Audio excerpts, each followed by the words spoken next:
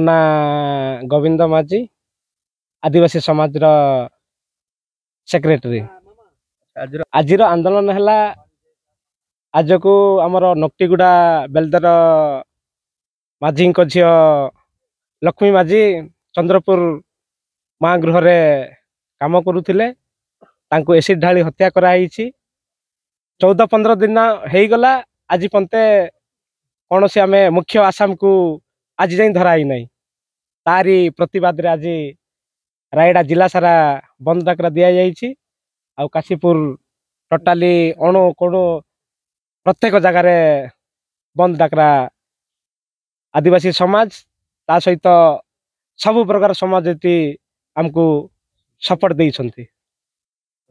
ତ ଆସିକି 4-5 ଦିନ ହେଲାଣି ବୋଲୁଛନ୍ତି, କିନ୍ତୁ କୌଣସି ଆମକୁ ଖବର ଏପନ୍ତେ ସଠିକ ଖବର ପାଇପାରୁନୁ।